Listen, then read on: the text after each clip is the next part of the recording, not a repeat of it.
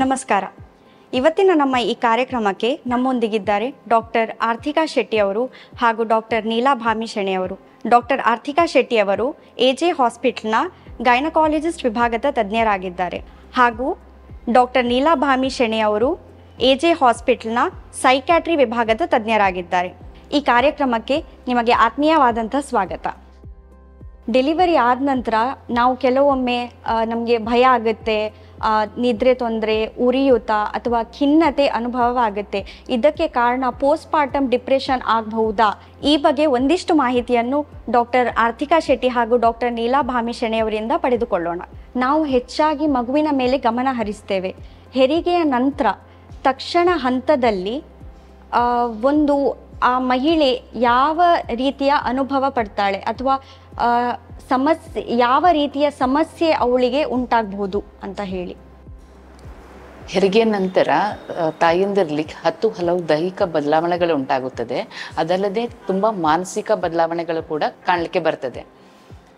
ದೈಹಿಕ ಬದಲಾವಣೆಗಳ ಬಗ್ಗೆ ನಾವು ಹೇಳಬೇಕಂದ್ರೆ ಫಸ್ಟ್ ಏನಾಗ್ತದೆ, ನಮ್ಮ ಗರ್ಭಕೋಶ ನಾರ್ಮಲ್ ಸೈಜಲ್ಲಿರುವ ಗರ್ಭಕೋಶ 9 ತಿಂಗಳ ಸೈಜಿಗೆ ದೊಡ್ಡದಾಗಿರ್ತದೆ. ಇದು ಡೆಲಿವರಿ ಆದ ತಕ್ಷಣ ನಾರ್ಮಲ್ ಸೈಜ್ಗೆ ಬರೋದಿಲ್ಲ. ಇಟ್ ಟೇಕ್ ಸಮ್ ಟೈಮ್, ಅಂದರೆ 6 ವಾರಗಳವರೆಗೆ ಈ ಗರ್ಭಕೋಶ ಹಂತವಾಗಿ ಚಿಕ್ಕದಾಗಿ ಆಮೇಲೆ ಅದು ನಾರ್ಮಲ್ ಸೈಜ್ಗೆ ಬರ್ತಾ ಇರ್ತದೆ. ಸೊ ಈ ಟೈಮಲ್ಲಿ ಈ ಹೆರಿಗೆಯಾದ ಸ್ತ್ರೀಯರಿಗೆ ರಕ್ತಸ್ರಾವ ಆಗ್ತಾ ಇರ್ತದೆ. ಸೆಕೆಂಡ್ ಮೇಜರ್ ಚೇಂಜ್ ಅಂದರೆ, ಈಗ ನಾರ್ಮಲ್ ಡೆಲಿವರಿ ಆಗಿರುವವರಿಗೆ ವೆಜೈನದ ದ್ವಾರದಲ್ಲಿ ತುಂಬ ನೋವು ಇರ್ಬೋದು ಸ್ಟಿಚಸ್ಸಿಂದ, ಇಲ್ಲ ಸಿಸೇರಿಯನ್ ಆದವರಿಗೆ ಹೊಟ್ಟೆಯಲ್ಲಿ ನೋವು ಕಾಣ್ಬೋದು. ಮೂರನೇ ಚೇಂಜ್ ನಾವು ಬ್ರೆಸ್ಟಲ್ಲಿ, usually if it's a first time delivery the breast will enlarge, the ducts multiply ಆಗ್ತದೆ. ಅದರಿಂದ ಕೂಡ ಅವರಿಗೆ ಸ್ವಲ್ಪ ನೋವುಗಳು ಕಾಣಬಹುದು. ಇನ್ನು ಮೈನರ್ ಚೇಂಜಸ್ ನಾವೇನು ನೋಡ್ತೇವೆ, ಯೂಶಲಿ ಕೂದಲು ಉದುರುವಂಥದ್ದು, ಇಲ್ಲ ಚರ್ಮದಲ್ಲಿ ಪಿಗ್ಮೆಂಟೇಷನ್ ಏನು ಬರ್ತದೆ, ಮೆಲಾಸ್ಮಾ ಅಂತ ನಾವು ಹೇಳ್ತೇವೆ, ಇದೆಲ್ಲ ಮೈನರ್ ಆಗಿ ಕಂಡು ಬರ್ತದೆ. ಅಲ್ಲದೆ ಕೆಲವೊಮ್ಮೆ ಹೆರಿಗೆಯಾಗಿ ಕೆಲವು ತಿಂಗಳುಗಳ ನಂತರ ಪೇಷಂಟ್ಸ್ ಯೂರಿನ್ ಲೀಕ್ ಆಗೋದು, ನಗಾಡುವಾಗ ಯೂರಿನ್ ಲೀಕ್ ಆಗುವಂಥದ್ದು ಅಥವಾ ಸ್ನೀಸ್ ಮಾಡುವಾಗ ಯೂರಿನ್ ಲೀಕ್ ಆಗುವಂಥದ್ದು ಕೂಡ ಕಂಡು ಬರ್ತದೆ. ಆ್ಯಂಡ್ ದ ಲಾಸ್ಟ್ ಒನ್, ಮಗುವನ್ನು ನೋಡಿಕೊಳ್ಳುವ ಪ್ರಕ್ರಿಯೆಯಲ್ಲಿ ತಾಯಿಗೆ ನಿದ್ರೆ ಸರಿಯಾಗಿ ಆಗಿರುವುದಿಲ್ಲ. ಈ ನಿದ್ರಾಹೀನತೆಯಿಂದ brain fogging, this is what we commonly see, ಅಥವಾ we call it mommy brains ಅಂತ ಹೇಳ್ತೇವೆ. ಇದು ಕೂಡ ಸಾಮಾನ್ಯವಾಗಿ ನಮಗೆ ಕಂಡು ಬರ್ತದೆ. ಹೆರಿಗೆಯ ನಂತರ ಮೊದಲ ಕೆಲವು ಸಮಯದಲ್ಲಿ ಏನಾದರೂ ಅವರು ಅನುಭವಿಸ್ತಾರಾ? ಅಂದರೆ ಅವಳದು ಮನಸ್ಥಿತಿ ಯಾವ ರೀತಿಯಲ್ಲಿ ಇರುತ್ತೆ ಅಂತ ಒಂದು ಹೇಳ್ಬೋದಾ? ಖಂಡಿತ. ಸೊ ಹೆರಿಗೆ ಆಗಿ ಸ್ವಲ್ಪ ದಿನದಲ್ಲಿ ಒಂದು ಹೊಸ ತಾಯಿ ಭಾವನಾತ್ಮಕವಾಗಿ ಇರುವ ಸಾಧ್ಯತೆ ತುಂಬ ಜಾಸ್ತಿ ಇರ್ತದೆ. ಇದಕ್ಕೆ ಮೋಸ್ಟ್ ಇಂಪಾರ್ಟೆಂಟ್ ಕಾರಣ ಏನಲ್ಲಿ ಹಾರ್ಮೋನ್ಸಲ್ಲಿ ತುಂಬ ಶಿಫ್ಟ್ ಬರುವ ಕಾರಣ. ಸೊ ಈಸ್ಟ್ರೋಜನ್ ಮತ್ತು ಪ್ರೊಜೆಸ್ಟ್ರಾನ್ ಅಂತ 2 ಹಾರ್ಮೋನ್ಸ್ ನಮ್ಮ ದೇಹದಲ್ಲಿ ಪ್ರೆಗ್ನೆನ್ಸಿ ಟೈಮಲ್ಲಿ ಇರುವಂಥದ್ದು. ಡೆಲಿವರಿ ಆದ ತಕ್ಷಣ ಈ ಹಾರ್ಮೋನ್ ಲೆವೆಲ್ ಡ್ರಾಪ್ ಆಗ್ತದೆ. ಇದರಿಂದಾಗಿ ಮೂಡ್ ಫ್ಲಕ್ಚುಯೇಷನ್ಸ್ ಬರುವ ಸಾಧ್ಯತೆ ಇರುವಂಥದ್ದು. ಸೊ ಸಾಮಾನ್ಯವಾಗಿ ಡೆಲಿವರಿ ಆಗಿ ಫ್ಯೂ ಡೇಸಲ್ಲೇ ಕಾಣಿಸಿಕೊಳ್ಳುವಂಥ ಬದಲಾವಣೆಗಳೇನೆಂದರೆ, ಒಂದು ತಾಯಿ ಜಾಸ್ತಿ ಭಾವನಾತ್ಮಕವಾಗಿರುವಂಥದ್ದು, ಜಾಸ್ತಿ ಅಳು ಬರುವ ಸಾಧ್ಯತೆ ಇದೆ, ಇರಿಟೇಟ್ ಆಗ್ಬೋದು, ಮೂಡ್ ಆಫ್ ಆದಾಗೆ ಆಗ್ಬೋದು. ಬಟ್ ಇದು ನಾರ್ಮಲ್ ಆಗಿ ಕಾಣಿಸಿಕೊಳ್ಳುವಂಥ ಲಕ್ಷಣಗಳು. ಇದರ ಬಗ್ಗೆ ಗಾಬರಿ ಪಡುವ ಅವಶ್ಯಕತೆ ಇರೋದಿಲ್ಲ. ಖಿನ್ನತೆ ಅಂತ ಒಂದು ಡಿಪ್ರೆಷನ್ ಅಂತ ಹೇಳ್ತೇವೆ. ಸೊ ಅದು ಮೊದಲು ನನ್ನ ಅಮ್ಮ ಹೇಳಿದ ಪ್ರಕಾರ, ಅಂದರೆ ಅವರ ಅಜ್ಜಿಗೆ ಆ ಸಿಚುವೇಶನ್ ಇತ್ತು ಅಂತ ಹೇಳಿದರು. ಅಂದರೆ ಡಿಪ್ರೆಷನಿಗೆ ಹೋಗೋದು, ಅಂದರೆ ಅವ್ರು ಏನು ಮಾಡ್ತಾರಂತಲೇ ಗೊತ್ತಿಲ್ಲ. ನಮಗೆ ನೋಡಲಿಕ್ಕೆ ಸಿಗ್ತದಾ ಈಗಲೂ ಅದು ಇದೆಯಾ? ಅಂದರೆ ಎಷ್ಟು ಪರ್ಸೆಂಟೇಜ್ ಒಂದು ಹೇಳ್ಬೋದಾ? ಒಂದು ಖಂಡಿತ. ಸೊ ಈವನ್ ನಾವು ಗ್ಲೋಬಲಿ ನೋಡೋದಂತಾದರೆ ಸಹ ತುಂಬ ಜನರಲ್ಲಿ ಇದು ಕಾಣಿಸಿಕೊಳ್ಳುವಂಥ ಪ್ರಾಬ್ಲಮ್. ಇಂಡಿಯಾದಲ್ಲಿ ನೋಡೋದಾದರೆ ಆಲ್ಮೋಸ್ಟ್ 15 to 22% ಹೊಸತಾಗಿ ತಾಯಿ ಆದವರಲ್ಲಿ ಈ ಪ್ರಾಬ್ಲಮ್ ಕಾಣಿಸಿಕೊಳ್ಳುವ ಸಾಧ್ಯತೆ ಇದೆ. ಖಿನ್ನತೆ ಅಂದರೆ ಇಂಗ್ಲೀಷಲ್ಲಿ ನಾವು ಡಿಪ್ರೆಷನ್ ಅಂತ ಕರೆಯುವಂಥದ್ದು. ಸೊ ಇದರಲ್ಲಿ ಕಾಣಿಸಿಕೊಳ್ಳುವಂಥ ಕೆಲವೊಂದು ಲಕ್ಷಣಗಳೇನೆಂದರೆ, ನಮಗೆ ನಿದ್ರೆ ಸರಿಯಾಗಿ ಬರದೇ ಇರುವಂಥದ್ದು. ಈಗ ಸಾಮಾನ್ಯವಾಗಿ ನಾನು 10 ಗಂಟೆಗೆ ಮಲಗಿ ಬೆಳಿಗ್ಗೆ 6 ಗಂಟೆಗೆ ಏಳುವುದಂತಾದರೆ, ಡಿಪ್ರೆಷನ್ ಕಾಯಿಲೆ ಇರುವಾಗ ನಾನು ಮೇ ಬಿ ಬೆಳಿಗ್ಗೆ 2 ಗಂಟೆ ಅಥವಾ 3 ಗಂಟೆಗೆ ಎಚ್ಚರ ಆದರೆ ಮತ್ತು ಎಷ್ಟು ಪ್ರಯತ್ನ ಪಟ್ಟರು ನನಗೆ ನಿದ್ರೆನೇ ಬರುವುದಿಲ್ಲ. ಯಾವುದರಲ್ಲಿ ಒಂದು ಉತ್ಸಾಹ ಉಲ್ಲಾಸ ಇಲ್ಲದ ಹಾಗೆ ಆಗೋದು. ಎಸ್ಪೆಷಲಿ ಏನಂದರೆ, ಮೊದಲು ನಾನು ಯಾವುದೆಲ್ಲ ಚಟುವಟಿಕೆ ಎಂಜಾಯ್ ಮಾಡ್ತಿದ್ದೆ, ಈಗ ಅದೇ ಚಟುವಟಿಕೆಯಲ್ಲಿ ನನಗೆ ಇಂಟ್ರೆಸ್ಟ್ ಇಲ್ಲದ ಹಾಗೆ ಆಗುವಂಥದ್ದು. ಇದಲ್ಲದೆ ಇನ್ನೂ ಈ ಕಾಯಿಲೆದು ತೀವ್ರತೆ ಜಾಸ್ತಿ ಆಗುವಾಗ ಜೀವನನೇ ಬೇಡ ಅಂತ ಅನಿಸುವಂಥದ್ದು, ಆತ್ಮಹತ್ಯೆದು ಆಲೋಚನೆಗಳು ಬರುವ ಸಾಧ್ಯತೆಯೂ ಇರುತ್ತದೆ. ಬಟ್ ಈಗ ನಿಮ್ಮ ತಾಯಿ ನಿಮಗೆ ಕೊಟ್ಟ ಎಕ್ಸಾಂಪಲಲ್ಲಿ ಅವ್ರು ಏನು ಮಾಡ್ತಾ ಇದ್ದಾರಂತಲೇ ಅವರಿಗೆ ಗೊತ್ತಿಲ್ಲ ಅಂತ ಹೇಳುವಂಥದ್ದು. ಅದಕ್ಕೆ ನಾವು ಸೈಕೋಸಿಸ್ ಅಂತ ಹೇಳ್ತೇವೆ, ಡಿಪ್ರೆಷನ್ ಅಲ್ಲ. ಸೊ ಡಿಪ್ರೆಷನಲ್ಲಿ ನಮಗೆ ರಿಯಲ್ ವರ್ಲ್ಡ್ ಜೊತೆ ಕನೆಕ್ಷನ್ ಇರ್ತದೆ, ಮಿಸ್ ಆಗಿರೋದಿಲ್ಲ. ನನ್ನ ಮನೋಸ್ಥಿತಿ ಬದಲಾಗಿದೆ ಅಂತ ನನಗೆ ಅರಿವು ಇರ್ತದೆ, ಬಟ್ ನನಗೆ ನನ್ನ ಫೀಲಿಂಗ್ಸ್ ಮೇಲೆ ಕಂಟ್ರೋಲ್ ಇರೋದಿಲ್ಲ. ಸೈಕೋಸಿಸಲ್ಲಿ there is a disconnect from reality. ವಾಸ್ತವ್ಯ ಏನು, ಭ್ರಮೆಲೋಕ ಏನು, ಈ ಡಿಫ್ರೆನ್ಸ್ ಗೊತ್ತಾಗದೇ ಇರುವಂಥದ್ದು. ಇದು ಸಹ ಕಾಣಿಸಿಕೊಳ್ಳುವ ಸಾಧ್ಯತೆ ಇರ್ತದೆ, ಬಟ್ ಕಾಯಿಲೆಯ ತೀವ್ರತೆ ತುಂಬ ಜಾಸ್ತಿ ಆಗಿದ್ದಲ್ಲಿ ಮಾತ್ರ.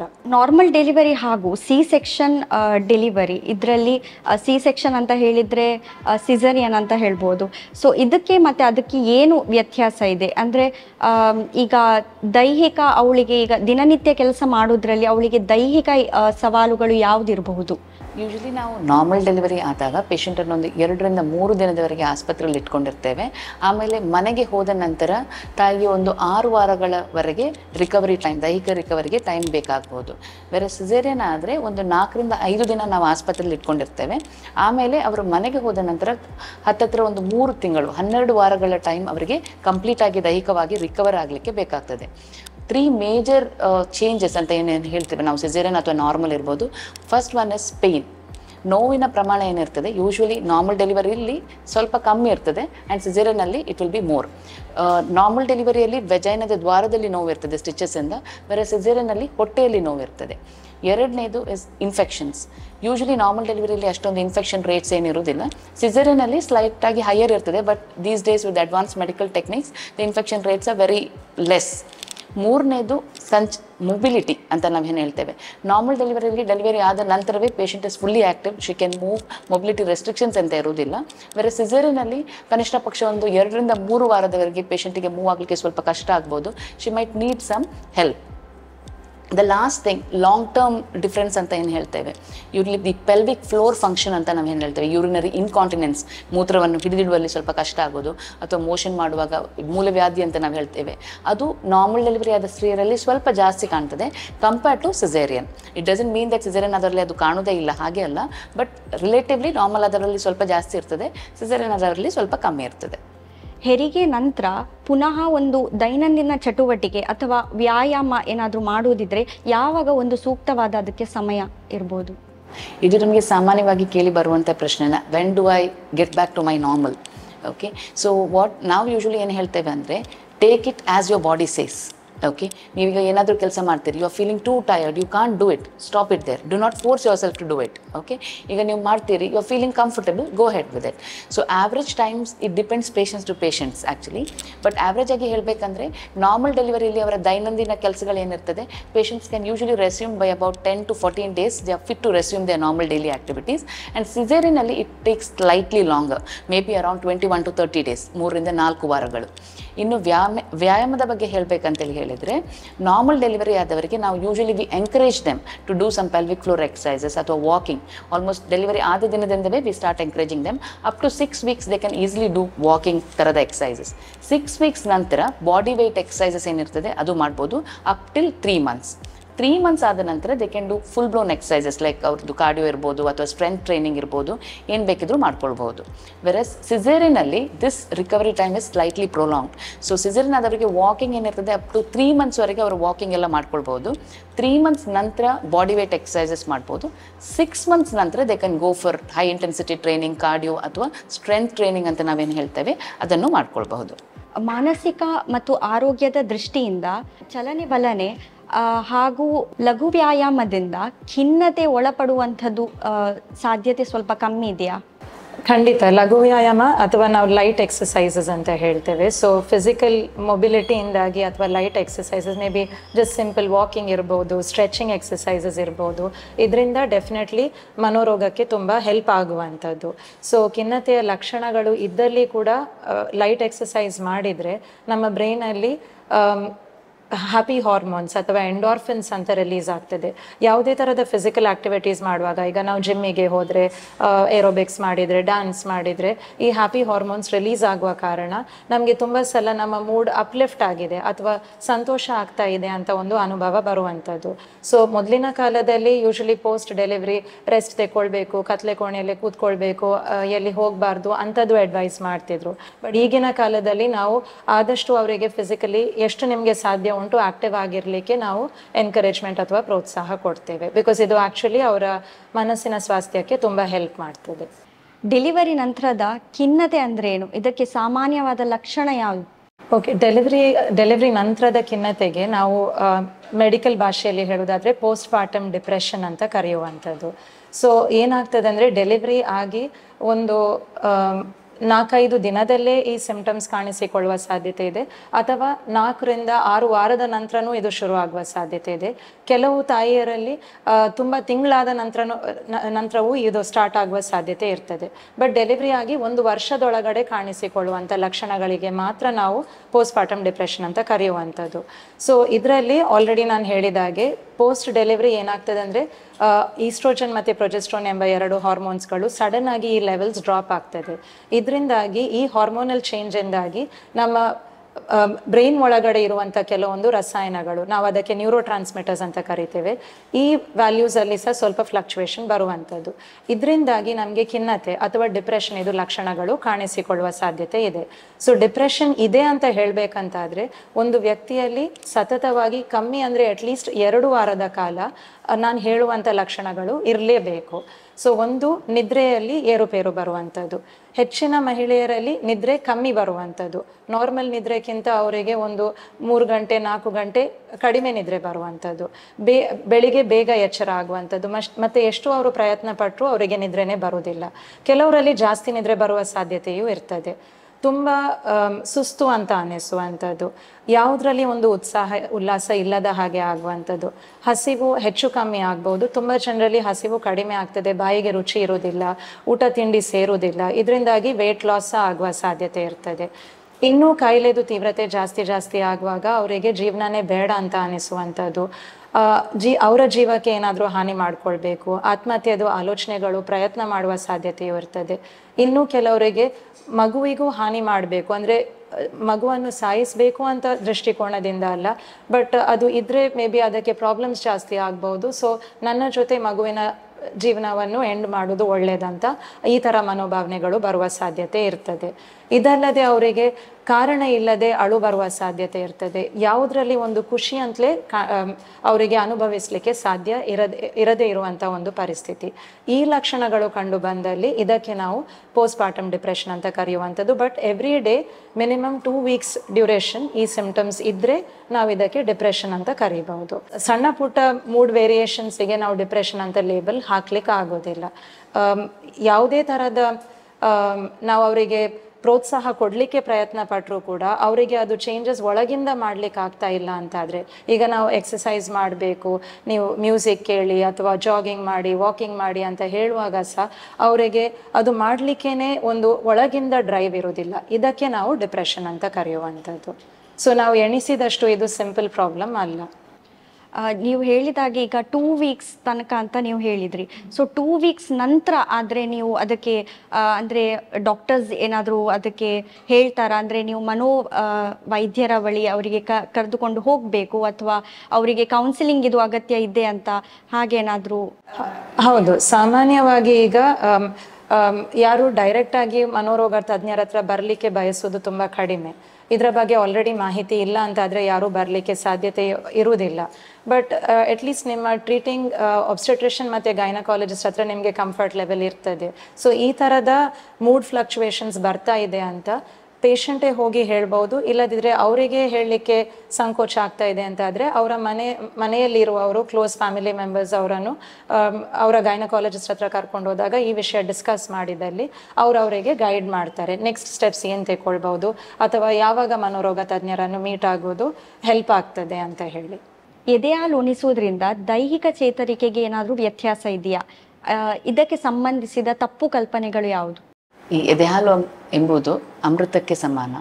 The first and foremost advantage ಈ ಎದೆಹಾಲು ಉಣಿಸೋದ್ರಿಂದ, ಬೇಸಿಕಲಿ ಬ್ರೆಸ್ಟ್ ಫೀಡಿಂಗಿಂದ, is the bond between the mother and child happens. Because ಯಾವ ತಾಯಿಗೆ ಕೂಡ ಹುಟ್ಟಿದ ಮಗು ಮೇಲೆ ಇಮಿಡಿಯೇಟ್ ಆಗಿ ಪ್ರೀತಿ ಇರುವುದಿಲ್ಲ. The feeding is one which attaches the mother to the child. So ಇನ್ನು ತಾಯಿಗೆ ಅಡ್ವಾಂಟೇಜಸ್ ಅಂತ ಹೇಳಿದರೆ, ಈ ಯೂಟ್ರಸ್ ಏನು ದೊಡ್ಡದಾಗಿರ್ತದೆ ಅದನ್ನು ಶ್ರಿಂಕ್ ಮಾಡಲಿಕ್ಕೆ breast feeding helps. Because breast feeding ಮಾಡುವಾಗ ಆಕ್ಸಿಟೋಸಿನ್ ಹಾರ್ಮೋನ್ ರಿಲೀಸ್ ಆಗ್ತದೆ. So this hormone actually shrinks the uterus and brings it to its normal size. Second biggest advantage is a weight loss. ಈ ಪ್ರೆಗ್ನೆನ್ಸಿಯಲ್ಲಿ ಅವ್ರೇನು weight gain ಆಗಿರ್ತದೆ, ಈ ಪ್ರತಿದಿನ breast feed ಮಾಡೋದ್ರಿಂದ ಹತ್ತಿರ ಒಂದು 500 ಕಿಲೋ ಕ್ಯಾಲರಿ ಲಾಸ್ ಆಗ್ತಾ ಇರ್ತದೆ. So this with balanced nutrition helps in weight loss for the mother. ಇನ್ನು ಮಿತ್ಸ್ ಅಂತ ನೀವೇನು ಕೇಳಿದ್ದೀರಿ, ಕಾಮನ್ ಆಗಿ ನಾವು ಕೇಳಿ ಬರುವ ಮಿತ್ಸ್ ಏನಂತೇಳಿ ಹೇಳಿದರೆ, ತಾಯಿ ಎದೆ ಹಾಲು ಕೊಡ್ತಾ ಇರುವಾಗ ಎಕ್ಸಸೈಸ್ ಮಾಡಬಾರ್ದು, ಎಕ್ಸಸೈಸ್ ಕಂಪ್ಲೀಟಾಗಿ ಬ್ರೆಸ್ಟ್ ಫೀಡಿಂಗ್ ನಿಲ್ಲಿಸಿದ ಮೇಲೆ ಎಕ್ಸಸೈಸ್ ಶುರು ಮಾಡಬೇಕು ಅಂತ. ಇದು ನಾನು ಮಿತ್ ಅಂತ ಹೇಳೋದಿಲ್ಲ, there is probably I would say this is a half truth. Okay, so ಈ ಯೂಶಲಿ ಬ್ರೆಸ್ಟ್ ಫೀಡಿಂಗ್ ಮಾಡ್ತಾ ಇರುವಾಗ ತಾಯಿಯ ಬಾಡಿಯಲ್ಲಿ ರಿಲ್ಯಾಕ್ಸಿನ್ ಹಾರ್ಮೋನ್ ಅನ್ನೋದು ಜಾಸ್ತಿ ಇರ್ತದೆ. ಸೊ ದಿಸ್ ರಿಲ್ಯಾಕ್ಸಿನ್ ಹಾರ್ಮೋನ್ ಈ ಲಿಗಮೆಂಟ್ ಸ್ನಾಯುಗಳಂತ ಹೇಳ್ತೇವಲ್ಲ, ಅದನ್ನು ಲೂಸ್ ಮಾಡಿರ್ತದೆ. ಸೊ ವೆರಿ ಸ್ಟ್ರೆನುವಸ್ ಎಕ್ಸಸೈಸ್ ಏನಾದರೂ ಮಾಡಿದರೆ ತಾಯಿಗೆ ಲಿಗಮೆಂಟ್ ಇಂಜುರಿಗಳಾಗುವ ಚಾನ್ಸಸ್ ಇರ್ತದೆ. That is why they say that ತುಂಬ ಸ್ಟ್ರೆನುವಸ್ ಆಗಿ ಎಕ್ಸಸೈಸ್ ಮಾಡೋದು ಬ್ರೆಸ್ಟ್ ಫೀಡಿಂಗಲ್ಲಿರುವಾಗ is not a very good idea. Second thing, full breast ಇರುವಾಗ ಎಕ್ಸಸೈಸ್ ಮಾಡಬಾರ್ದು ಇಂಥ ಮಿತ್ಸ್ ಕೇಳ್ತೇವೆ. ಸೊ ದಿಸ್ ಇಸ್ ಬಿಕಾಸ್ ತುಂಬ ಬ್ರೆಸ್ಟ್ ಫುಲ್ ಇದ್ದಾಗ when you do harsh exercises it's a chance that ಈ ಡಕ್ಸ್ ಏನಾದರೂ ಬ್ಲಾಕ್ ಆಗಿ ಇನ್ಫೆಕ್ಷನ್ ಆಗುವ ರಿಸ್ಕ್ ಇರ್ತದೆ. So it's always better to exercise on an empty breast rather than a full breast. Normally ಒಂದು delivery ಆದ ತಕ್ಷಣ ತಾಯಿ ಅಂದರೆ ಮಗುವಿಗೆ ಹಾಲು ಕೊಡುವಾಗ ಫಸ್ಟ್ ಬರುವಂಥದ್ದು ಒಂದು ಹಾಲು ಅದು ನೀರಿನ ಹಾಗೆ ಇರ್ತದೆ ಅಂತ ಹೇಳ್ತಾರೆ, ಅದು ಚೆಲ್ಲಬೇಕು ಅಂತ ಹೇಳ್ತಾರೆ. ಹಾಗೆ ಅದು ಇಸ್ ಇಟ್ ಟ್ರೂ ಅಂತ ನಾನು ಜಸ್ಟ್ ಕೇಳೋದು. ಇದು ಸಾಮಾನ್ಯವಾಗಿ ಪೇಷಂಟ್ಸ್ ಕೇಳ್ತಾರೆ, ಹಾಲು ಬರಲಿಲ್ಲ, this is what they tell us, ಹಾಲು ಬರಲಿಲ್ಲ. So then we ask them, ಅಂದರೆ ಅಬ್ಸಲ್ಯೂಟ್ ಸೆಕ್ರೇಷನ್ಸ್ ಇಲ್ವಾ ಅಂತ. ಇಲ್ಲ, ನೀರಾಗೆ ಬರ್ತಾ ಉಂಟು, ಹಾಲು ಬರ್ತಾ ಇಲ್ಲ. ಸೊ ದ ಕಾಮನ್ ಕಂಟೆನ್ಷನ್ ಏನಿರ್ತದೆ ಅಂದರೆ, ಇದು ನೀರು, ಇದು ಸ್ವಚ್ಛವಾಗಿರುವುದಲ್ಲ, ಸೊ ಇದನ್ನು ಡಿಸ್ಕಾರ್ಡ್ ಮಾಡಬೇಕು, ಮಗುವಿಗೆ ಕೊಡಬಾರ್ದು. ಹಾಲು ಉತ್ಪತ್ತಿ ಆಗೋದು ಯೂಶಲಿ 3 ರಿಂದ 5 ದಿನ ಆದ ನಂತರ. ದ ಇನಿಷಿಯಲ್ ಡೇಸಲ್ಲಿ ಅದು ನೀರಿನ ಹಾಗೆ ಏನು ಸೆಕ್ರೇಷನ್ ಆಗ್ತದೆ, ಇಟ್ಸ್ ಸಮಥಿಂಗ್ ಕಾಲ್ಡ್ ಎಸ್ ಕೊಲಾಸ್ಟ್ರಮ್ ಅಂತ ಹೇಳ್ತೇವೆ. ಈ ಕೊಲಾಸ್ಟ್ರಮ್ ಏನಿರ್ತದೆ, ಇದು ಇಮ್ಯುನೋಗ್ಲೋಬುಲಿನಿಂದ ಕೂಡಿರ್ತದೆ. ಇದು ತಾಯಿ ಆ್ಯಕ್ಚುಲಿ ಮಗುವಿಗೆ ಸೆಕ್ರೇಟ್ ಮಾಡೋದು ಮಗುವನ್ನು ಎಲ್ಲ ಥರದ ಇನ್ಫೆಕ್ಷನ್ನಿಂದ ರಕ್ಷಿಸಲಿಕ್ಕೆ ಬೇಕಾಗಿ. ಸೊ ಇದನ್ನು ಡೆಫಿನೆಟ್ಲಿ ಡಿಸ್ಕಾರ್ಡ್ ಮಾಡಲಿಕ್ಕಿಲ್ಲ. ವಾಟ್ ಎವರ್ ವಾಟರಿ ಸೆಕ್ರೇಷನ್ಸ್ ಬರ್ತದೆ ಅದನ್ನು ಮಗುವಿಗೆ ಫೀಡ್ ಮಾಡಲೇಬೇಕು. ಈ ಭಾವನಾತ್ಮಕ ಬದಲಾವಣೆಯಲ್ಲಿ ಹಾರ್ಮೋನಲ್ ಬದಲಾವಣೆ ಎಷ್ಟು ಮುಖ್ಯವಾಗಿರುತ್ತೆ? Majority of these emotional instability ಏನಿರ್ತದೆ ಡೆಲಿವರಿ ಆದ ನಂತರ, it is 95% of the times related to the hormone added to the environmental stress ಅಂತ ಏನು ಹೇಳ್ತೇವೆ. ಮನೇಲಿ ಏನಾದರೂ ಟೆನ್ಷನ್ಸ್ ಇರ್ತದೆ, ಅದು ಕೂಡಿದಾಗ ಇದು ಜಾಸ್ತಿಯಾಗಿ ಕಾಣಲಿಕ್ಕೆ ಸಿಗೋದು. ಪೋಸ್ಟ್ಪಾರ್ಟಮ್ ಡೆಲಿವರಿ ಆದ ನಂತರ ಇರುವ ಫೇಸ್ ಏನಿರ್ತದೆ, it's a turmoil of hormones ಅಂತ ಹೇಳ್ತೇವೆ ನಾವು. ಮೇಜರಾಗಿ 4 ಹಾರ್ಮೋನ್ಗಳ ಮೇಲೆ ಆಗೋದು, ಇಲ್ಲ ಕೆಳಗೆ ಆಗೋದು. ಇದು ಅಮೌಂಟ್ ಜಾಸ್ತಿ ಕೂಡ ಆಗ್ಬೋದು, ಇಲ್ಲ ಕಮ್ಮಿ ಕೂಡ ಆಗ್ಬೋದು. ಇದರಿಂದಾಗಿ ಬರುವಂಥ ಮಾನಸಿಕ ಚೇಂಜಸ್ ಇದು. ದ ಫಸ್ಟ್ ಹಾರ್ಮೋನ್ ನಾವೇನು ಹೇಳ್ತೇವೆ, ಈಸ್ಟ್ರೋಜನ್ ಮತ್ತು ಪ್ರೊಜೆಸ್ಟ್ರಾನ್. ಡೆಲಿವರಿ ಆದ ಕೂಡಲೇ ಈ ಹಾರ್ಮೋನ್ಸ್ ಏನಿರ್ತದೆ ತುಂಬ ಫಾಲ್ ಆಗ್ತದೆ. This oestrogen is basically a happy hormone for a human being. So you are depleting a human of a happy hormone suddenly, and ಇದರಿಂದ ತಾಯಿ ಏನಿರ್ತಾರೆ ಸ್ವಲ್ಪ ಖಿನ್ನತೆಗೆ ಹೋಗ್ತಾರೆ. Second thing is about the oxytocin ಅಂತ ನಾವೇನು ಹೇಳ್ತೇವೆ. ಬ್ರೆಸ್ಟ್ ಫೀಡಿಂಗ್ ಇರೋದ್ರಿಂದ oxytocin hormone, this is a love hormone basically which bonds the mother with the baby. So ಕೆಲವರಲ್ಲಿ ಏನಾಗ್ತದೆ ಅಂದರೆ ಈ ಆಕ್ಸಿಟೋಸಿನ್ ಪ್ರಮಾಣ ಜಾಸ್ತಿ ಆಗ್ತದೆ. ಆ ಆಕ್ಸಿಟೋಸಿನ್ ಪ್ರಮಾಣ ಜಾಸ್ತಿ ಆದಾಗ this might change in to anxiety for the child. Like ನನ್ನ ಮಗುಗೇನೋ ಆಗಿದೆ, ನನ್ನ ಮಗುವಲ್ಲಿ ಏನೋ ತೊಂದರೆ ಕಾಣ್ತದೆ, ಆ ಥರದ ಇಮೋಷನ್ಸ್ ತಾಯಿಯಲ್ಲಿ ಕಾಣಲಿಕ್ಕೆ ಬರ್ತದೆ. 3ನೇ ಹಾರ್ಮೋನ್ ನಾವೆಂತ ಹೇಳ್ತೇವೆ is something called as cortisol. ನಿದ್ರಾಹೀನತೆ ಇರುವುದು, ತುಂಬ ನಿದ್ರೆ ಮಾಡೋದಿರುವುದನ್ನ, ಬಾಡಿಯಲ್ಲಿ ಸ್ಟಿರಾಯ್ಡ್ ಲೆವೆಲ್ ತುಂಬ ಜಾಸ್ತಿ ಆಗಿರ್ತದೆ. ಇದರಿಂದ ತಾಯಿಗೆ ಆನ್ಸೈಟಿ ಇರ್ಬೋದು ಅಥವಾ ಮೂಡ್ ಇನ್ಸ್ಟೆಬಿಲಿಟೀಸ್ ಕಾಣ್ಬೋದು. ಇನ್ನು ಕೆಲವೊಮ್ಮೆ ಪ್ರೊಲ್ಯಾಕ್ಟಿನ್ ಆ್ಯಂಡ್ ಥೈರಾಯ್ಡ್ ಹಾರ್ಮೋನ್ ಕೆಲವು ತಾಯಿಯಂದರಲ್ಲಿ ವ್ಯತ್ಯಾಸ ಇರಬಹುದು ಡೆಲಿವರಿ ಆದ ನಂತರ. ಇದರಿಂದ ಕೂಡ ಮೂಡಲ್ಲಿ ಸ್ವಲ್ಪ ವ್ಯತ್ಯಾಸಗಳು ಕಾಣ್ಬೋದು. ಹೆರಿಗೆಯ ನಂತರ ಭಾವನಾತ್ಮಕವಾಗಿ ಒಂದು ತಾಯಿ ಕಷ್ಟಪಡ್ತಿರುವಾಗ ಅವರಿಗೆ ಯಾವ ರೀತಿಯ ನೀವು ಬೆಂಬಲವನ್ನು ಕೊಡ್ತೀರಿ? ಹಾಗೆ ಮೊದಲ ಹಂತದಲ್ಲಿ ಅವರಿಗೆ ಏನ್ ನೀವು ಸಜೆಸ್ಟ್ ಮಾಡ್ತೀರಿ? ಅಥವಾ ನಿಮ್ಗೆ ಯಾವಾಗ ಅನಿಸ್ತದೆ ಅವರಿಗೆ ಮನೋವೈದ್ಯರ ಬಳಿ ಅವರಿಗೆ ಕರ್ಕೊಂಡು ಹೋಗ್ಬೇಕು ಅಂತ ಹೇಳಿ? ನಾವು ಫಸ್ಟ್ ಸ್ಟೆಪ್ ಆಗಿ ನಾವೇನು ಮಾಡ್ತೇವೆ ಅಂದರೆ, ಪ್ರತಿ ಪ್ರೆಗ್ನೆಂಟ್ ಮದರ್ ನಮ್ಮಲ್ಲಿ 9 ಮಂತ್ಸ್ಗೆ ಚೆಕಪ್ಗೆ ಬರ್ತಾ ಇರ್ತವೆ. ಆಗ ನಾವು ಅವರಿಗೆ we give them a idea that delivery ಆದ ಮೇಲೆ ಈ ಥರ ಇಮೋಷ್ನಲ್ ಇನ್ಸ್ಟೆಬಿಲಿಟಿ ಸ್ವಲ್ಪ ಬರ್ಬೋದು ಆ್ಯಂಡ್ ಇದು ರಿಕವರ್ ಆಗ್ತದೆ. So this is a major step in helping the mother out of the postpartum mood instabilities actually. Because sudden ಆಗಿ ಡೆಲಿವರಿ ಆಗಿ ಮನೆಗೆ ಹೋದ ನಂತರ ಈ ಥರ ಖಿನ್ನತೆ ಭಾವನೆಗಳು ಬರಲಿಕ್ಕೆ ಶುರುವಾದಾಗ the new mother might be very scared, ಇದು ಏನಾಗ್ತಾ ಉಂಟು ನನಗೆ ಅಂತ. If she is not at all aware ಅದು ಯಾಕೆ ಬರ್ತಾ ಉಂಟು ಅಂತ. So if at all we have made her aware, ಅಂದರೆ ಡೆಲಿವರಿಗೆ ಮೊದಲೇ ಅವಳಿಗೆ ಅದರ ಬಗ್ಗೆ ಐಡಿಯಾ ಇದ್ದರೆ, so she will think that okay ನನ್ನ ಡಾಕ್ಟರ್ ಹೇಳಿದ್ದಾರೆ ಈ ಥರ ಆಗ್ಬೋದಂತ and I will recover out of it. So ಆ ಧೈರ್ಯದಲ್ಲಿ they are more stable and they don't panic out of it. ಇಲ್ಲದಿದ್ದರೆ ಏನಾಗ್ತದೆ ಅಂದರೆ ಮನೆಗೆ ಹೋದಾಗ they do not want to share this feeling to their mother or anybody for that matter, because they feel that maybe I am abnormal, ಇನ್ನು ನಾನು ಹೇಳಿದರೆ ಪಕ್ಕದ ಮನೆಯವರಂತ ಅಂದ್ಕೊಳ್ಬೋದಾ, ನನಗೇನಾದರೂ ಆಗಿದೆ ಅಂತ ಅಂದ್ಕೊಳ್ಬಹುದು. So they do not want to share this to anybody. So as a gynaecologist we always tell them these things are bound to happen and it recovers on its own. ಇನ್ನು ಸೈಕ್ಯಾಟ್ರಿಸ್ಟ್ ಹತ್ರ ನಾವು ಯಾವಾಗ ಕಳಿಸ್ತೇವೆ, usually ನಾವು there is a scaling system which we call as Edinburgh's postnatal depression scale ಅಂತ. ಸ್ಕೇಲಲ್ಲಿ score high ಆದಾಗ we feel that this is probably going out of control and she requires the help of a psychiatrist. That is when we refer them out to a psychiatrist. ಅಥವಾ 2 ವಾರದ ನಂತರ ಕೂಡ she is not coming out of this face, she is prolonging to have it for a long duration of time, or in some patients it might be a feeling of self harm, ನನಗೇನಾದರೂ ಆಪತ್ತು ಮಾಡಿಕೊಳ್ಳುವಂಥ tendency ಅಥವಾ ಮಗುಗೆ ಏನಾದರೂ baby harm ಆ ಥರ ಏನಾದರೂ ಮಾಡುವ tendency ಇದ್ದಾಗ ನಾವು ಇಮಿಡಿಯೇಟಾಗಿ ಸೈಕ್ಯಾಟ್ರಿಸ್ಟಿಗೆ ರೆಫರ್ ಮಾಡ್ತೇವೆ. ಕೌನ್ಸಿಲಿಂಗ್ ನಿಮಗೆ ಬೇಕು ಅಥವಾ ನೀನು ಸೈಕ್ಯಾಟ್ರಿಸ್ಟ್ ಹತ್ರ ಹೋಗಬೇಕು ಅಂತ ಹೇಳಿದರೆ ಅವರಿಗೆ ಮನಸ್ಸಲ್ಲಿ ಒಂದು ಭಾವನೆ ಇರ್ತದೆ, ನಾನು ಸೈಕೋ ಇರ್ಬೋದು ಅಂತ. ಅದಕ್ಕೆ ನೀವು ಹೇಗೆ ಅವರಿಗೆ ಸಲಹೆ ಕೊಟ್ಟು ಅದು ಅವರಿಗೆ ಅಂದರೆ ಓಪನ್ ಆಗಿ ಅವರಿಗೆ ಹೇಳ್ತೀರಿ ಅಂತ ಹೇಳಿ? ಸಾಮಾನ್ಯವಾಗಿ ನಾವು ನೋಡಿರುವಾಗ it is not the mother who doesn't want to go to the psychiatrist, it is a fear in the mother that ನನ್ನ ಒಟ್ಟಿಗೆ ಬಂದವರು ನಾನು ಸೈಕ್ಯಾಟ್ರಿಸ್ಟ್ ಹತ್ರ ಹೋದರೆ ಎಂತ ಅಂದ್ಕೊಳ್ತಾರೆ ಅಂತ. Because as a mother she knows she needs help. Okay, because ಆ ಲೆವೆಲ್ ಆ ಹಂತಕ್ಕೆ ಬಂದಾಗ ಅವರಿಗೆ ಆ ಐಡಿಯಾ ಬಂದಿರ್ತದೆ, like I need some form of help ಅಂತ. But the hindrance is because what my mother in law will think, what my mother will think, what my husband will think. Okay, so if the duration of marriage is very short, maybe that amount of bonding ಕೂಡ ಬಂದಿರುವುದಿಲ್ಲ ಫ್ಯಾಮಿಲಿಯಲ್ಲಿ. So that is a fear which hinders the mother from going to a psychiatrist. So more than the mother we actually counsel the relatives who come with the mother that she needs help. Okay, and as I've seen in my practice also, usually the mother is ready to go. It is the patient relatives who do not want to go to a psychiatrist. So avarannu counsel madudರಲ್ಲಿ it takes a lot of time, because majority of the time ನಾವು 10 patient ಅವರಿಗೆ refer ಮಾಡಿದ್ರೆ only hardly 1 or 2 tend to go, or sometimes it is like madam might tell you it goes out of situation, like she has already attempted a suicide or something. ಆವಾಗ they go and meet a psychiatrist. ಇಂಡಿಯಾದಲ್ಲಿ ಇನ್ನೂ ಸಹ ಹಿಂಜರಿಕೆ ಅಂದರೆ ಮನೋವೈದ್ಯರನ್ನು ಕಾಣಬಾರ್ದು ಅನ್ನುವ ಹಿಂಜರಿಕೆ ಇದ್ದೇ ಇರ್ತದೆ.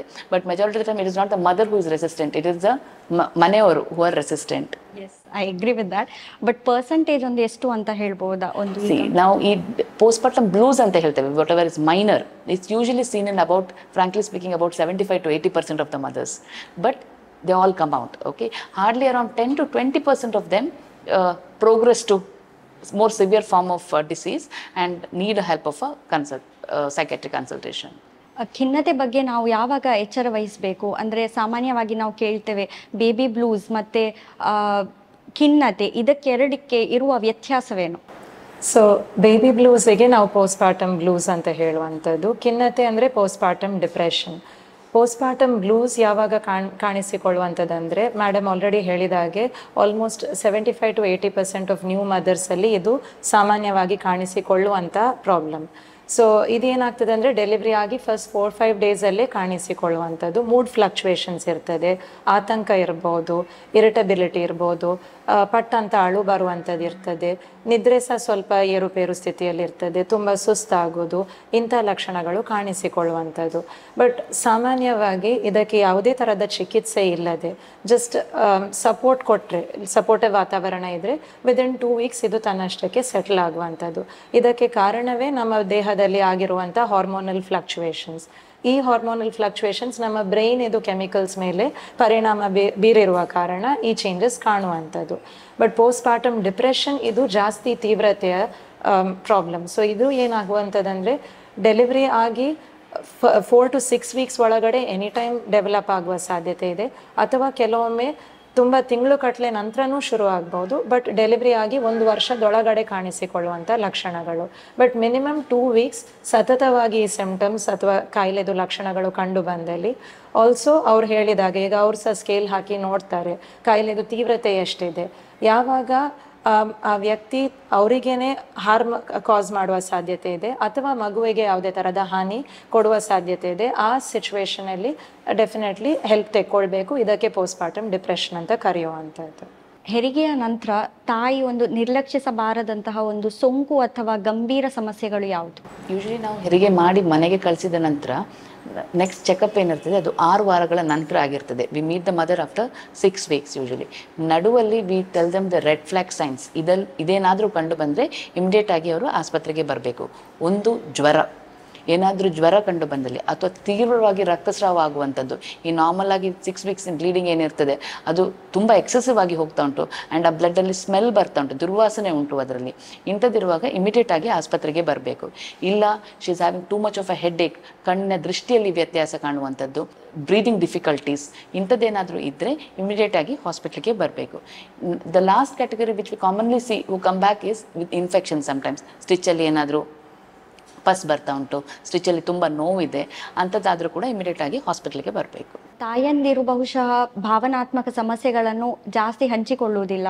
ಸೊ ನೀವು ಅವರಿಗೆ ಒಂದು ಓಪನ್ ಆಗಿ ಮಾತಾಡಲಿಕ್ಕೆ ಅವರಿಗೆ ಪ್ರಯತ್ನ ಪಡ್ತೀರಿ? ಸೊ ಡೆಲಿವರಿ ಆದ ತಕ್ಷಣ ಹೆಚ್ಚಿನ ತಾಯಿಯಂದಿರು ಭಾವನಾತ್ಮಕವಾಗಿ ಇರ್ತಾರೆ, ಬಟ್ ಅವರ ಭಾವನೆಗಳ ಬಗ್ಗೆ ಫ್ರೀಯಾಗಿ ಡಿಸ್ಕಸ್ ಮಾಡಲಿಕ್ಕೆ ತುಂಬ ಜನರು ಸಂಕೋಚ ಪಡ್ತಾರೆ. ಸೊ ನಮ್ಮಲ್ಲಿಗೆ ಯಾವುದೇ ಒಂದು ಪೇಷಂಟ್ ಬರುವಾಗ ನಾವು ಫಸ್ಟ್ ಏನು ಮಾಡ್ತೇವೆ ಅಂದರೆ ಅವರಿಗೆ ಕಂಫರ್ಟಬಲ್ ಫೀಲ್ ಮಾಡ್ತೇವೆ. ಅವರಿಗೆ ನಾವು ಯಾವುದೇ ಥರದ ಜಡ್ಜ್ಮೆಂಟಲ್ ಆಟಿಟ್ಯೂಡ್ ತೋರಿಸೋದಿಲ್ಲ. ಫಸ್ಟ್ ನಾವು ಏನು ಹೇಳ್ತೇವೆ ಅಂದರೆ ತುಂಬ ತಾಯಿಯಂದಿರಲ್ಲಿ ಇದು ಕಾಣಿಸಿಕೊಳ್ಳುವಂಥ ಲಕ್ಷಣಗಳೇ, ನಿಮ್ಮಲ್ಲಿ ಒಬ್ಬರಲ್ಲಿ ಮಾತ್ರ ಇದು ಏನೋ ವಿಶೇಷ ಅಥವಾ ವಿಚಿತ್ರ ಲಕ್ಷಣಗಳು ಕಂಡು ಬರ್ತಾ ಇಲ್ಲ ಅಂತ. ಅದು ಹೇಳುವಾಗ ಅವರಿಗೆ ಸ್ವಲ್ಪ ರಿಲ್ಯಾಕ್ಸ್ ಆಗ್ತದೆ. They realise they are not alone in this kind of situation. ಇನ್ನೊಂದು, ನಾವು ಅವರಿಗೆ ಎನ್ಕರೇಜ್ ಮಾಡ್ತೇವೆ, ನಿಮಗೆ ಏನೆಲ್ಲ ಚೇಂಜಸ್ ಆಗಿದೆ ಅಂತ ಅದರ ಬಗ್ಗೆ ನೀವು ಏನೆಲ್ಲ ಮಾತಾಡಲಿಕ್ಕೆ ಕಂಫರ್ಟೇಬಲ್ ಇದ್ದೀರಿ ಅದರ ಬಗ್ಗೆ ಡಿಸ್ಕಸ್ ಮಾಡ್ಬೋದು ಅಂತ ಅವರಿಗೆ ನಾವು ಆಪ್ಷನ್ ಕೊಡ್ತೇವೆ. ಯಾವುದೇ ಥರದ ಪ್ರೆಷರ್ ಹಾಕಿ ಒತ್ತಡ ಹಾಕಿ ಅವರಿಗೆ ನಾವು ಕ್ವೆಶ್ಚನ್ಸ್ ಕೇಳಲಿಕ್ಕೆ ಹೋಗೋದಿಲ್ಲ. ಇನ್ ಕೇಸ್ ಅವ್ರು ಹೇಳಿದರೆ I don't feel comfortable to talk about it, ನಾವು ಅವರಿಗೆ ಬೇಕಾದ ಟೈಮ್ ಕೊಡ್ತೇವೆ. ಖಿನ್ನತೆ ಬಗ್ಗೆ ಸಮಾಜದಲ್ಲಿ ಇನ್ನೂ ಅಜ್ಞಾನ ಮತ್ತು ಅಂಜಿಕೆ ಇದೆ. ಹೆಚ್ಚಿನ ತಾಯಂದಿರು ಇದರ ಸಹಾಯ ಪಡೆಯಲು ಪ್ರೋತ್ಸಾಹ ಮಾಡಬೇಕು. ಹೇಗೆ ಮಾಡಬಹುದು ಹಾಗೂ ಈ ಸ್ಟಿಗ್ಮಾ ನಿವಾರಣೆ ಏನು? ಖಿನ್ನತೆ ಬಗ್ಗೆ ಮಾತ್ರ ಅಂತ ಅಲ್ಲ, ಯಾವುದೇ ಥರದ ಮನೋರೋಗದ ಬಗ್ಗೆ ಈಗಲೂ ತುಂಬ ಹೆಸಿಟೇಷನ್, ಆಕ್ವರ್ಡ್ನೆಸ್, ಸ್ಟಿಗ್ಮಾ ಡೆಫಿನೆಟ್ಲಿ ಇದೆ. ಇದಕ್ಕೆ ಮೇನ್ ಕಾರಣ ಏನಂದರೆ ಮಾಹಿತಿ ಇಲ್ಲದೆ ಇರುವ ಕಾರಣ.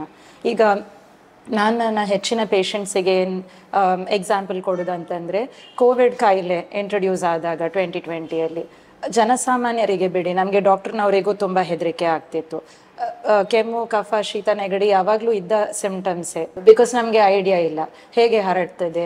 ಜಸ್ಟ್ ಕೆಮ್ಮು ಮಾಡಿದ ತಕ್ಷಣ ನಮಗೆ ಕಾಯಿಲೆ ಬಂದು ನಮ್ಮ ಮನೆಯಲ್ಲಿರುವ ಜನರು ಸಾಯ್ತಾರ, ಇಷ್ಟು ನಮಗೆ ಮಾಹಿತಿ ಇರಲಿಲ್ಲ. ಬಟ್ ಯಾವಾಗ ನಮಗೆ ಈ ಕಾಯಿಲೆ ಬಗ್ಗೆ ಅವೇರ್ನೆಸ್ ಬರಲಿಕ್ಕೆ ಶುರು ಆಯಿತು, ನಮಗೆ ಅದರ ಬಗ್ಗೆ ಇದ್ದ ಹೆದರಿಕೆ ಹೋಗಲಿಕ್ಕೆ ಶುರು ಆಯಿತು. ಬಟ್ ಮನೋರೋಗದ ವಿಷಯಕ್ಕೆ ಬರುವಾಗ ಇದು ಯಾವಾಗಲೂ ಜಗತ್ತಿಗೆ ಕೋವಿಡ್ ಥರನೇ, ಯಾರಿಗೂ ಇದರ ಬಗ್ಗೆ ಮಾಹಿತಿ ಇರುವುದಿಲ್ಲ. ಅದಕ್ಕೋಸ್ಕರ ಈ ಮಾಹಿತಿ ಇಲ್ಲದೆ ಇರುವ ಕಾರಣ ಇಷ್ಟು ಸಂಕೋಚ ಇರುವಂಥದ್ದು. ಇನ್ನೊಂದು ಏನಂದರೆ, ಈಗ ಅವರು ಓಪನ್ ಆಗಿ ಇದರ ಬಗ್ಗೆ ಡಿಸ್ಕಸ್ ಮಾಡಲಿಕ್ಕೆ ಪ್ರಯತ್ನ ಮಾಡುವಾಗ ಕೆಲವರದ್ದು ರಿಯಾಕ್ಷನ್ ನೋಡಿ, ಜಡ್ಜ್ಮೆಂಟಲ್ ಆಟಿಟ್ಯೂಡ್ ನೋಡಿ, ಹೇಳಬೇಕಂತ ಮನಸ್ಸಿದ್ದವರು ಪುನಃ 1-2 ಸ್ಟೆಪ್ ಹಿಂದೆ ತೆಗೊಳ್ತಾರೆ. ಸೊ ಮೋಸ್ಟ್ ಇಂಪಾರ್ಟೆಂಟ್ ಏನಂದರೆ ಕಾಯಿಲೆ ಬಗ್ಗೆ ಮಾಹಿತಿ ಕೊಡುವಂಥದ್ದು, ಏನೆಲ್ಲ ಲಕ್ಷಣಗಳು ಇರ್ತದೆ ಅಂತ ಹೇಳುವಂಥದ್ದು. ಇದು ಇದ್ದಲ್ಲಿ ಇದಕ್ಕೆ ಯಾವ ಥರದ ಪರಿಹಾರ ಇದೆ, ಯಾವ ಥರದ ಚಿಕಿತ್ಸೆ ಉಂಟು, ಹೇಗೆ ಅವರಿಗೆ ಅವರ ಜೀವನ ಮೊದಲಿನ ಹಾಗೆ ನಾರ್ಮಲ್ ಥರ ನಡೆಸಲಿಕ್ಕೆ ಸಾಧ್ಯತೆ ಉಂಟು, ಇದರ ಬಗ್ಗೆ ನಾವು ಫೋಕಸ್ ಜಾಸ್ತಿ ಹಾಕಿದರೆ ಡೆಫಿನೆಟ್ಲಿ ಜನರು ಓಪನ್ ಅಪ್ ಆಗಲಿಕ್ಕೆ ರೆಡಿ ಇರ್ತಾರೆ. ಇನ್ನೊಂದು ಏನಂದರೆ, ತುಂಬ ಜನರಿಗೆ ಗೊತ್ತಿರೋದಿಲ್ಲ, ಇದು ಆನುವಂಶಿಕವಾಗಿ ಬರುವಂಥ ಒಂದು ಸಮಸ್ಯೆ. So family history of depression ಇದ್ದಲ್ಲಿ ಅಥವಾ ಪಾಸ್ಟ್ ಹಿಸ್ಟ್ರಿ ಆಫ್ ಡಿಪ್ರೆಷನ್ ಇದ್ದಲ್ಲಿ ಇಂಥವರು ಎಸ್ಪೆಷಲಿ ಈ ಲಕ್ಷಣಗಳಿಗೆ ನಿರ್ಲಕ್ಷ್ಯ ಮಾಡಲೇಬಾರ್ದು. ಬಿಕಾಸ್ ಹಾಗೆ ಇದನ್ನು ಕಂಟಿನ್ಯೂ ಆಗಲಿಕ್ಕೆ ಬಿಟ್ಟರೆ ಕಾಯಿಲೆದು ತೀವ್ರತೆ ಜಾಸ್ತಿ ಆಗ್ತದೆ.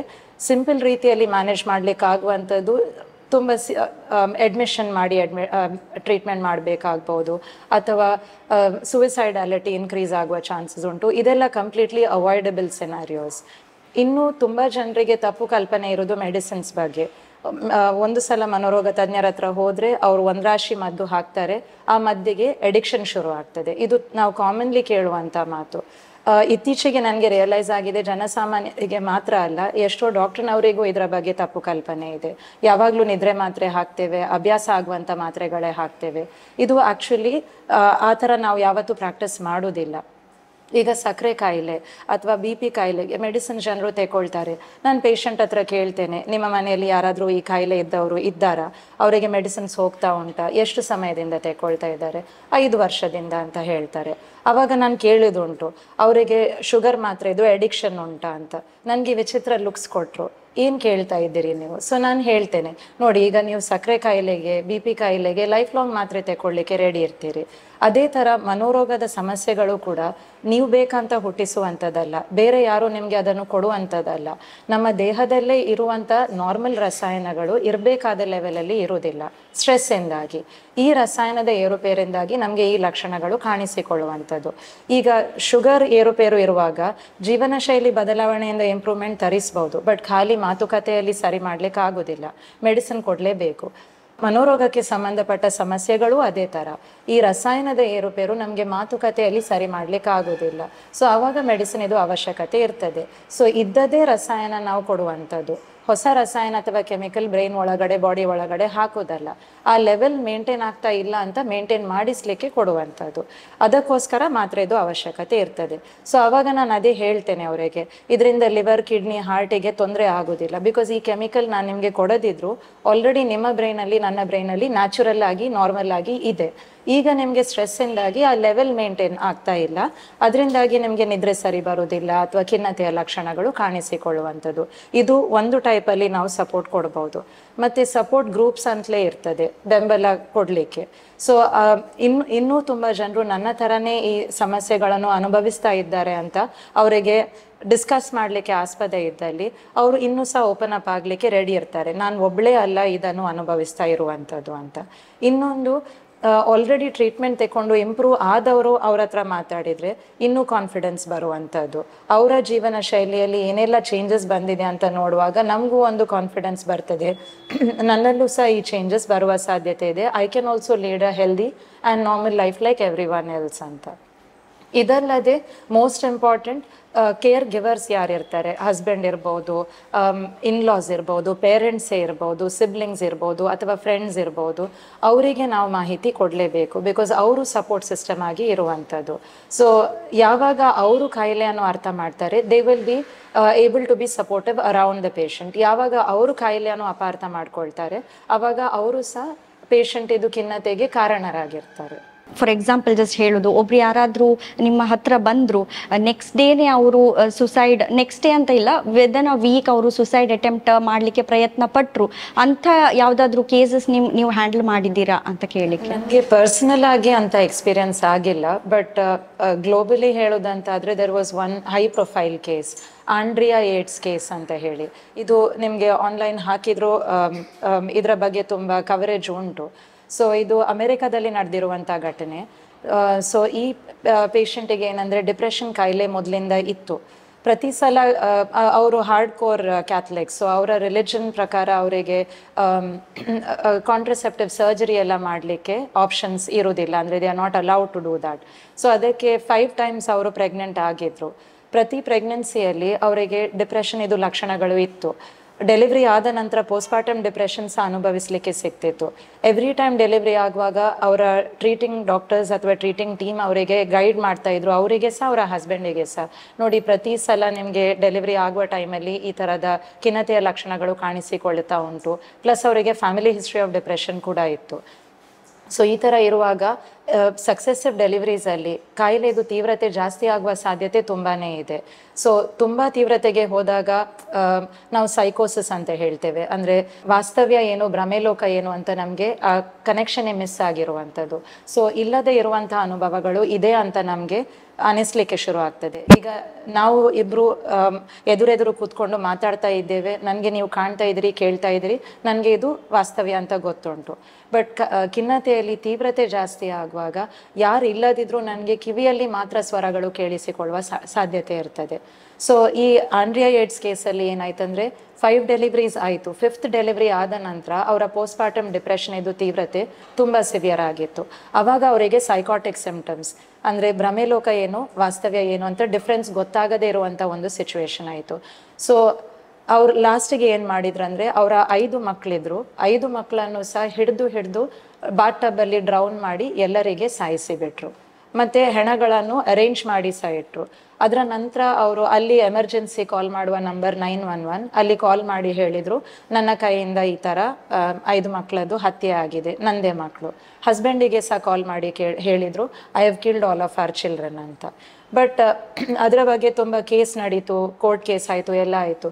ಲಾಸ್ಟಿಗೆ ಅವ್ರು ಹೇಳಿದ್ದೇನೆಂದರೆ, ನಾನು ಬೇಕಂತ ಅವರನ್ನು ಸಾಯಿಸಿದಲ್ಲ, ಬಟ್ ನನಗೆ ಕಿವಿಯಲ್ಲಿ ಕಂಟಿನ್ಯೂಸ್ ಸ್ವರಗಳು ಕೇಳ್ತಾ ಇತ್ತು, ನಿನ್ನ ಮಕ್ಕಳನ್ನು ಸಾಯಿಸದಿದ್ರೆ ಅವರಿಗೆ ಡೆಫಿನೆಟ್ಲಿ ಏನಾದರೂ ಹಾನಿ ಆಗ್ತದೆ, ಅವರಿಗೆ ತುಂಬ ಸಫರ್ ಆಗಲಿಕ್ಕೆ ಸಿಗ್ತದೆ. ಸೊ ಅವರಿಗೆ ಆ ಸಫರಿಂಗಿಂದ ಹೊರಗೆ ಹಾಕಬೇಕು, ಆ ವಾಯ್ಸಸ್ ನನಗೆ ಥ್ರೆಟನ್ ಮಾಡ್ತಾ ಇತ್ತು, ಆ ದೃಷ್ಟಿಕೋನದಿಂದ ನಾನು ಸಾಯಿಸಿದ್ದು.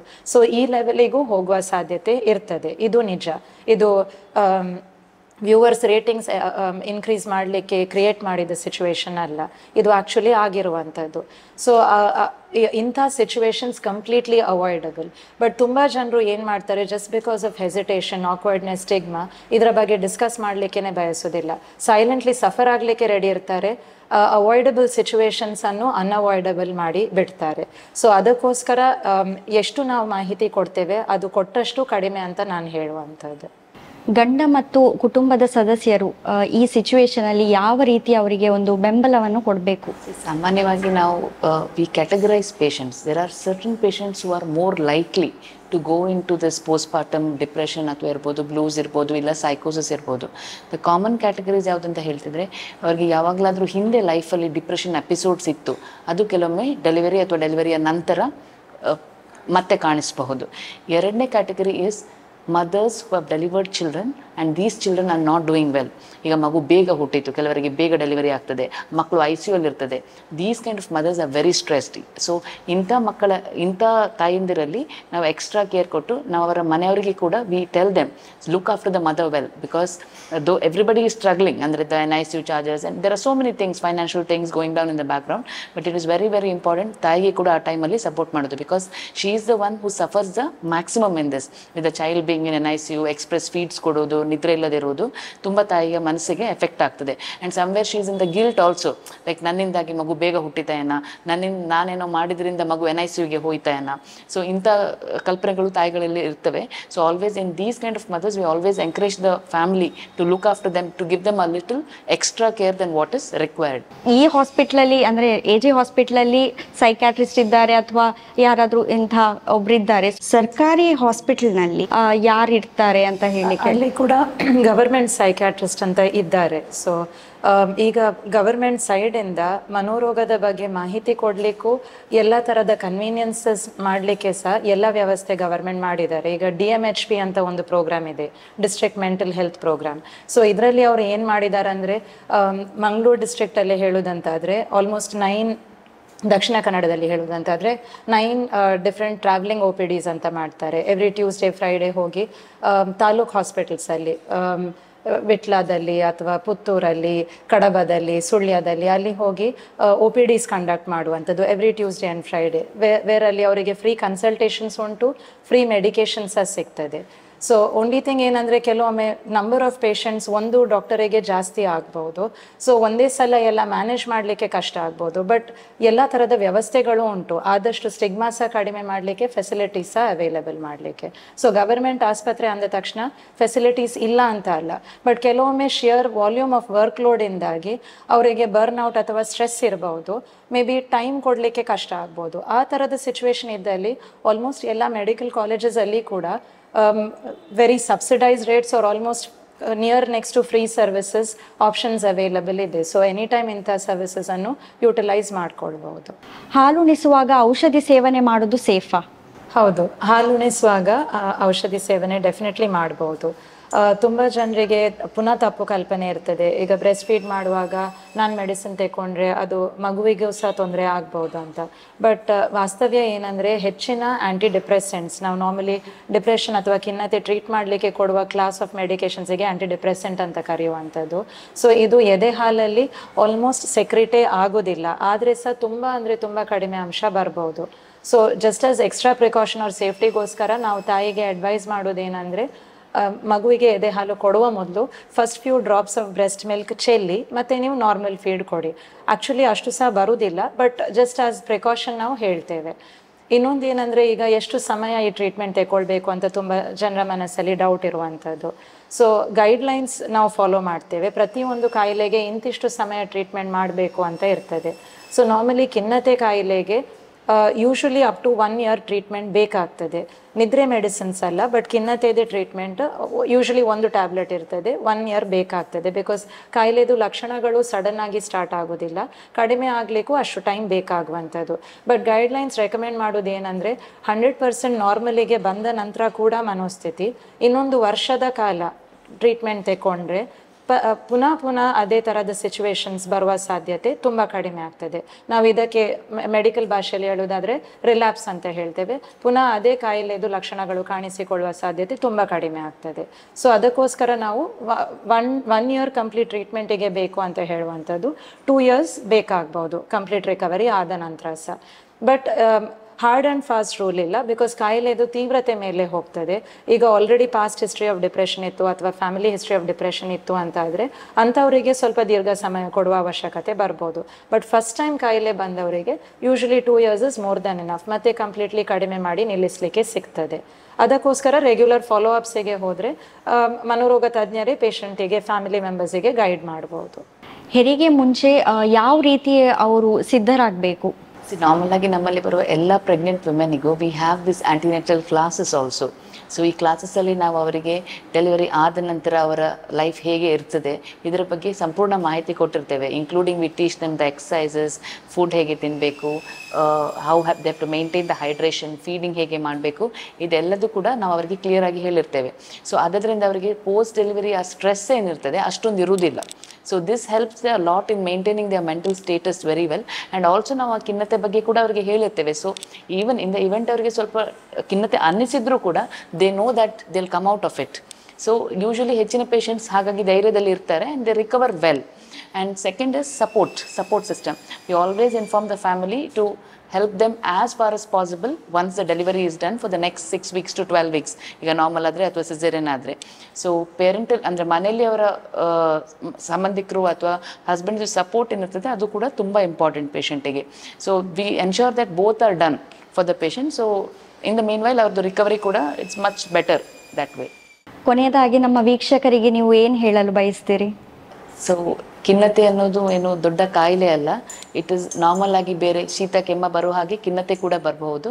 ಸೊ ಬಂದಾಗ ನಾವು ಸೈಕ್ಯಾಟ್ರಿಸ್ಟನ್ನು ಕನ್ಸಲ್ಟ್ ಮಾಡೋದ್ರಲ್ಲಿ ಹಿಂಜರಿಬಾರ್ದು ಅನ್ನೋದು ಪ್ರತಿ ಪೇಷಂಟಿಗೆ ಕೂಡ ಗೊತ್ತಿರಬೇಕು. ಅದೇ ಮೇಡಮ್ ಹೇಳಿದಾಗೆ ಸಂಕೋಚ ಇಲ್ಲದೆ ನಿಮಗೆ ಅವಶ್ಯಕತೆ ಇದ್ದಲ್ಲಿ ಖಂಡಿತ ಬಂದು ಸಹಾಯ ತೆಗೊಳ್ಳಿ. AJ ಆಸ್ಪತ್ರೆಯಲ್ಲಿ ಎಲ್ಲ ಥರದ ಸವಲತ್ತುಗಳು ಅವೈಲೇಬಲ್ ಇದೆ. ಸೊ ನೀವು ಎನಿ ಟೈಮ್ ಬಂದು ಕನ್ಸಲ್ಟ್ ಆಗ್ಬೋದು. ಇಷ್ಟು ಹೊತ್ತು ನಮ್ಮ ವೀಕ್ಷಕರಿಗೆ ಪೋಸ್ಟ್ ಪಾರ್ಟಮ್ ಡಿಪ್ರೆಷನ್ ಬಗ್ಗೆ ವಿವರವಾಗಿ ತಿಳಿಸಿದ್ದಕ್ಕೆ ಧನ್ಯವಾದಗಳು.